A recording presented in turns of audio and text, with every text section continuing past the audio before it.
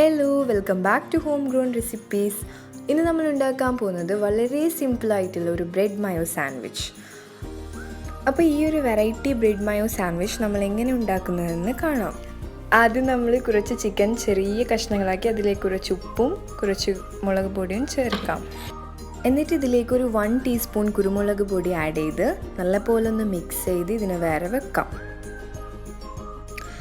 എന്നിട്ട് നമ്മൾ ക്യാബേജ് ചെറിയ ചെറിയ സ്ലൈസ് ആക്കി മാറ്റിയെടുക്കാം. അപ്പോൾ ഞാനിവിടെ ഏകദേശം ഒരു ചെറിയ ക്യാബേജ് ഹാഫ് ആണ് ഉപയോഗിച്ചത്. പിന്നെ നമ്മളൊരു 6 ബ്രെഡ് എടുത്ത് ഇതുപോലെ ഒരു 2 പീസാക്കി മാറ്റിയെടുക്കാം.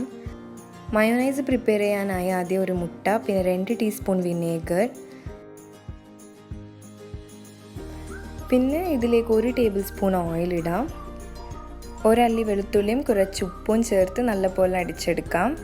ഇതൊരു തിക്ക് കൺസിസ്റ്റൻസി ആകുന്നത് വരെ 1 ടേബിൾ സ്പൂൺ ഓയിൽ ഇട്ടുകൊണ്ട് അടിച്ചുകൊണ്ടിരിക്കാം. എന്നിട്ട് നമ്മൾ മുമ്പ് തയ്യാറാക്കി വെച്ച ചിക്കൻ ഒന്ന് ഫ്രൈ ചെയ്തെടുക്കാം.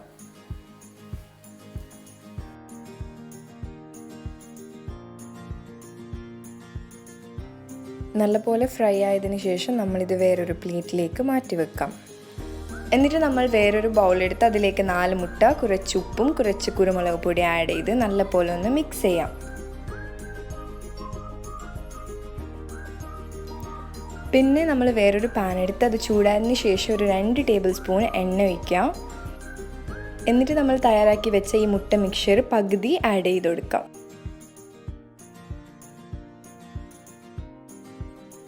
ഈ മിക്സ്ചർ പാന് ഫുള്ളായി ഒന്ന് ഒഴിച്ച് നമ്മൾ ഇതിൻ്റെ മുകളിലേക്ക് മുറിച്ച് വെച്ച ബ്രെഡ് സ്ലൈസസ് ആഡ് ചെയ്യാം.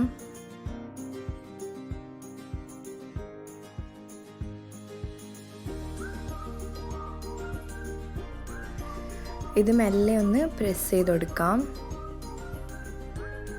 അപ്പോൾ ഇതിനെ നമ്മൾ വേറൊരു പ്ലേറ്റിലേക്ക് മാറ്റി വെക്കാം. ഇതേപോലെ ഇനൊരു പ്രാവശ്യം ഒന്ന് ചെയ്യാം. അപ്പോൾ 2 ലെയറാക്കി വെക്കാം. നമ്മൾ തയ്യാറാക്കി വെച്ച മയോണൈസ് കുറച്ച് ക്യാബേജിലേക്ക് ഇട്ടൊന്ന് മിക്സ് ചെയ്തെടുക്കാം.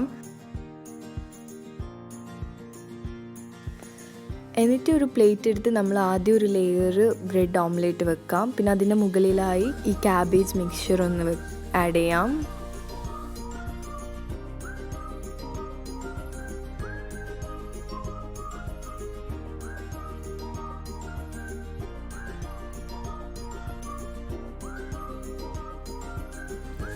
പിന്നെ ഇതിൻ്റെ മുകളിലായി നമ്മൾ ഫ്രൈ ചെയ്ത ചിക്കൻ ആഡ് ചെയ്യാം.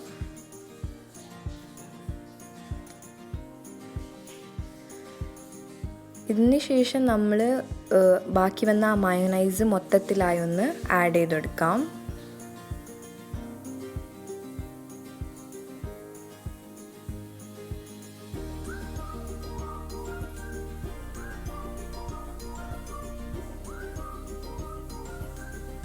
പിന്നെ നമ്മൾ ഉണ്ടാക്കി വെച്ച വേറൊരു ലെയർ ഇതിൻ്റെ മുകളിലായി ഒന്ന് കവർ ചെയ്യാം. എന്നിട്ട് ഇതിനൊന്ന് കട്ട് ചെയ്ത് സെർവ് ചെയ്യാം. അപ്പോൾ ഇത്രയേ ഉള്ളൂ, സിമ്പിളായിട്ടുള്ള സാൻഡ്വിച്ച് ഇവിടെ റെഡി ആയിട്ടുണ്ട്. തീർച്ചയായും നിങ്ങൾക്ക് എല്ലാവർക്കും ഇത് ഇഷ്ടപ്പെടും. സിമ്പിളായിട്ടുള്ള റെസിപ്പിയും കൂടിയാണിത്. നിങ്ങളെല്ലാവരും ഒന്ന് ട്രൈ ചെയ്ത് നോക്കണം. പിന്നെ വീഡിയോ ഇഷ്ടപ്പെട്ടവർ ലൈക്ക് ചെയ്യുക, ഫാമിലി ഫ്രണ്ട്സ് ഗ്രൂപ്പിലൊക്കെ ഷെയർ ചെയ്ത് സപ്പോർട്ട് ചെയ്യുക. അപ്പോൾ ഇനിയും സബ്സ്ക്രൈബ് ചെയ്യാത്തവരുണ്ടെങ്കിൽ സബ്സ്ക്രൈബ് ചെയ്യുക. വീണ്ടും കാണാം പുതിയ റെസിപ്പിയുമായി. Thank U.